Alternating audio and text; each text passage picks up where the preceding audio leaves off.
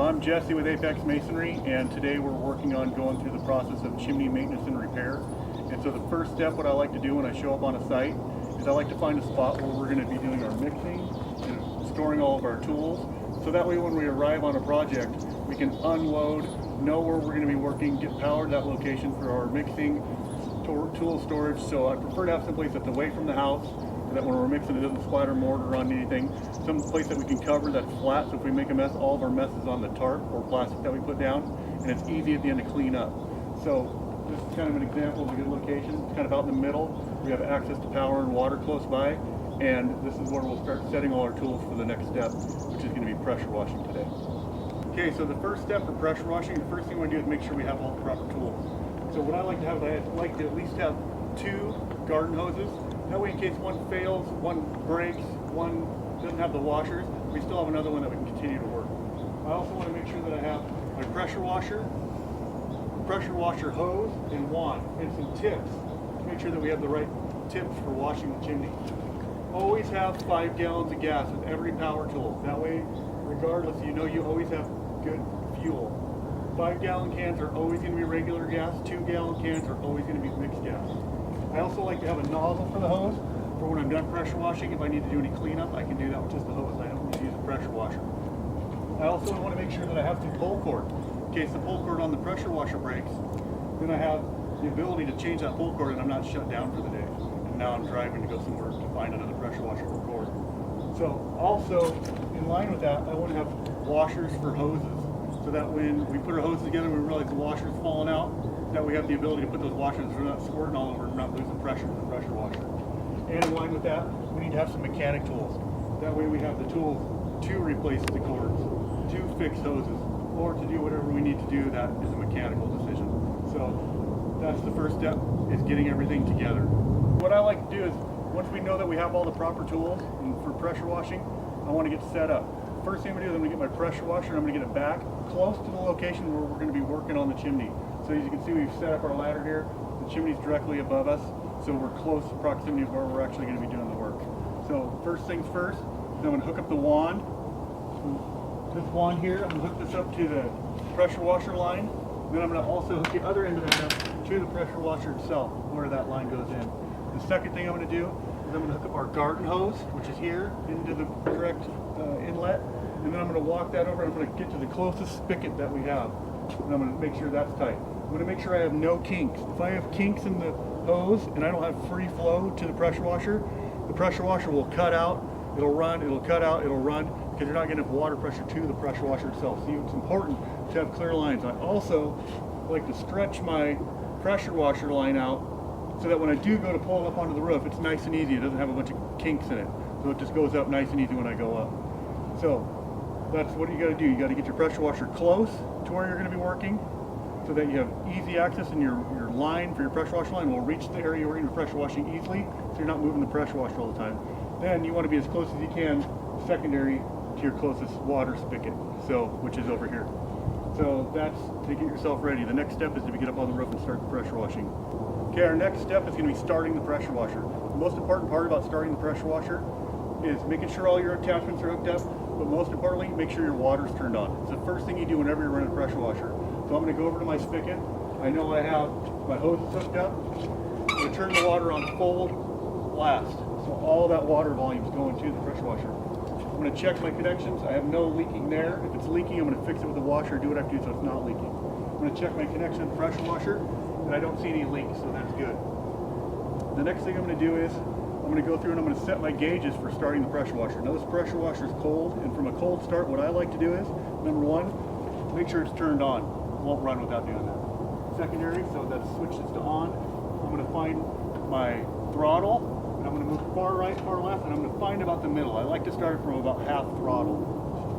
I'm also going to make sure my gas is turned on, which is this bottom lever, to on. There's an arrow that says on, and I'm also going to make sure my choke is all the way on. Now, before I go to start it, now I know I have water going to the pressure washer. The way I can test that is I can pull the trigger on my wand. What that's going to do, I have no tip in there right now, that's going to relieve the pressure from the hose off the pressure washer for allow us to easier start. So that way we're not pulling and breaking our cords. So Ray, what I'm going to have Ray do is hold this line open as we try to start it. Okay, so what I'm going to do is I'm going to go ahead and start it. So the first pull I'm going to do is all choke, half throttle, and on. Now what I'm going to do is I'm going to let it run, choke like that. If it's running like that, I'm going to allow this air to get out of the water. Show the air coming out. Get the air out of that pressure washer. Allow it to run smoothly. Now we don't have a tip in there. I'm going to let the pressure washer run for a minute with it fully choked. That will allow it to warm up a little bit and get us ready to be able to start pressure washing. Okay, so now what we've done is we let it run for a little bit with it choked. Now what I'm going to do is I'm going to bring it up to speed, full speed, while we have the pressure off the system, and show you how to get it up to full power while allow it to warm up at the same time. What I'm going to do is slowly release the choke.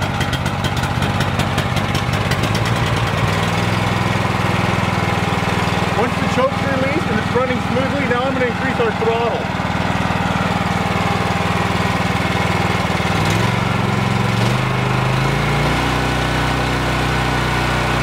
And now we just need to install a tip on the pressure washer and we're ready to pressure wash.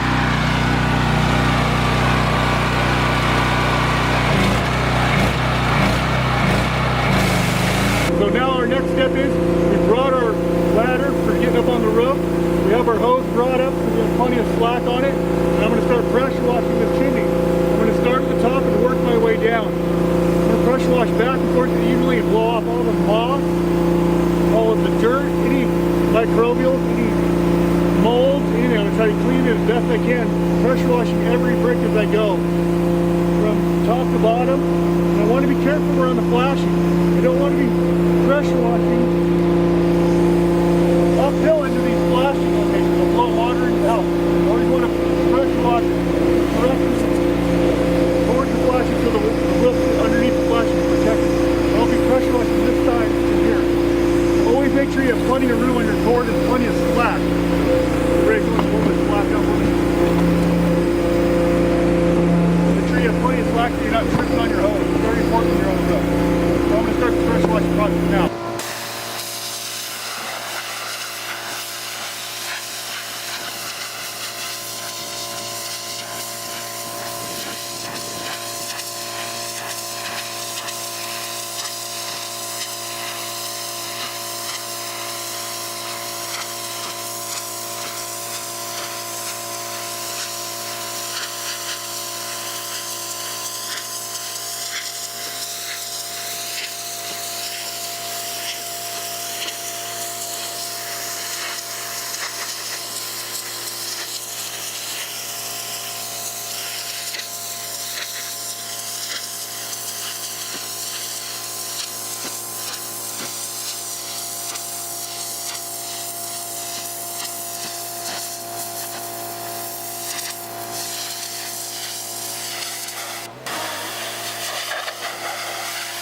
Pressure washing under the ledges, on top of the ledges, and every brick back and forth until I know that it's absolutely clean. And any loose mortar, any failing mortar joints, I want to blow those out and make sure that all that loose mortar is removed so I can see what's good and what's bad. By pressure washing it, anything that's weak, any mortar that's not solid or healthy is going to blow out. You can see it all over the ground here. After you're done pressure washing, we'll get all that cleaned up immediately. For now, we just want to get all this stuff off the chimney. And one thing you want to make sure you do is make sure you have safety glasses on. One of the most important things. I like to have rain gear on, a rain gear jacket, especially if we have rainy conditions or cold conditions. But depending on the project, depending on how much rain gear you'll need or not.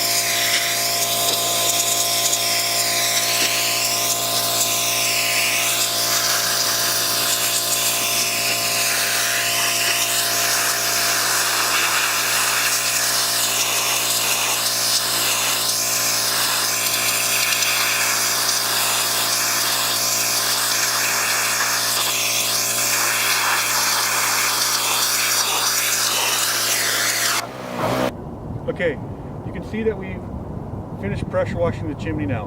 And once that's done is it's removed all of that black mold, all that moss, all things that are holding water and allowing water to be sucked into the chimney. You want water to get off your chimney as fast as possible. So what it's also done, if you can see in these areas where the mortar has failed, and when we pressure wash it's blown out, you can see these pieces falling onto the ground. So we know that this chimney, the surface of it, the mortar's bad. So what we're going to do now, our next step is to grind that all out and replace it, tuck point new mortar in there.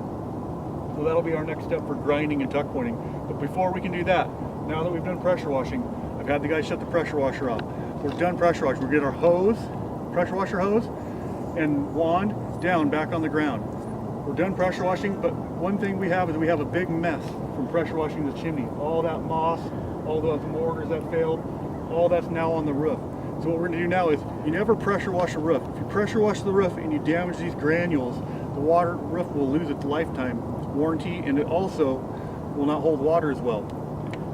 So, or be water resistant. So what we want to do is we want to use a garden hose to clean the roof at this point. So what we're going to do is we're going to drop our pressure washer wand, our pressure washer, that can be put away. And the next step is to get a garden hose up here and make sure we have plenty of slack and get this roof cleaned and any areas, surrounding areas below that have been left a mess from our pressure washing, and get caught up on all of our cleanup at this point. Okay, now what we've done is we completed all of our pressure washing. I've had the guys bring the pressure washer hose down, shut the pressure washer off, and disconnect it. And in return, what I've had them do is hook up a garden hose. And we're going to clean the roof now, because after we pressure wash, we end up with a lot of dust, debris, moss, things on the roof. And as you can see, it's pretty dirty. So you can't pressure wash the roof like I said earlier. And so what you have to do is you just use a garden hose. And you just start at the top, and it takes some time, and you just wash all this debris down. It's okay to wash into the gutter, because at the end of the project, we're going to clean all the gutters out. At the end of this, as soon as we get done rinsing this all down, we're going to clean the gutters out. We're going to keep up on the gutters as we go. But for now, the best process is just to blow everything down. That way we're not walking on a dirty roof with a bunch of debris that makes it slippery. We're getting the roof clean again, and we're going to prep to protect it for our next step, which is going to be grinding and tuck pointing. One other thing that's important to me is make sure as you're working with your hose, or any of the time that you're working on the roof, is that you always keep the roof clear. Keep your tools organized, know where all your hoses are. If you step on the hose, slip, lose your balance, that's probably the most dangerous thing, is tripping up here. So what we want to do is eliminate trip hazards. So with that said, I'm going to go ahead and start making sure that I have a nice safe wand, safe loop on my hose, so it's not going to want to go down. And I'm going to start cleaning from the top down.